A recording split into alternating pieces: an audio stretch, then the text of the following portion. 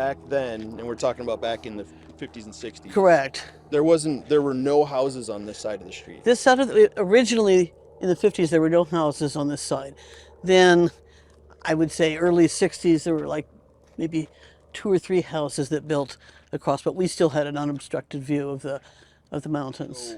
So, take me back to the days when you were here, growing up in the 50s and 60s. I mean, you know, being downwind from these nuclear tests and thinking that that could potentially have an impact on you or your family members' health. That just wasn't something you thought about. We didn't. We were assured that it posed no health risk, minimal health risk, but didn't the fallout was not going to present any danger.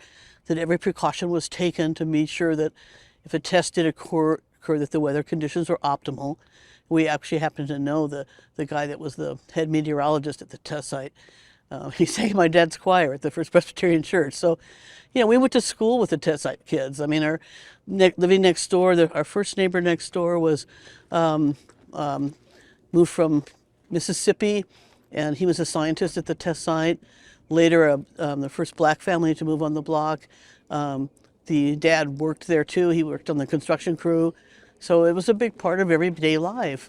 And, we supported the whole idea of deterrence and the testing program. So, no, we didn't. And we didn't even when people started getting sick, they didn't make that connection initially. Now, okay, so you could actually sometimes see these tests from your Yeah, yard, right? right. So show me where would you look?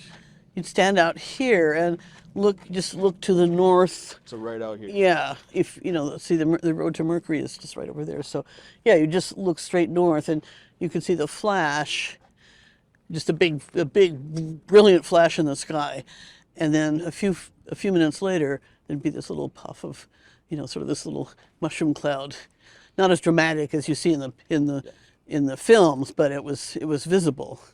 Is that something? Was it exciting for Oh you guys? Was yeah. it just old hat? Oh no, it was everybody turned out for the test. It was especially at first it was exciting, and well then, just to be clear, we moved here in '55, and I gotta get this right, the above ground tests continued through '58, and then Eisenhower declared a moratorium, which the Soviets agreed to in principle. So the above ground tests ceased for like 3 years, and then when Kennedy came into office in '61 and found out, oh, the Russians had been testing all along, what a surprise. So that's when they resumed the above ground testing. So there was a little break in there, but through the from when we arrived till the end of '58, it was go go go.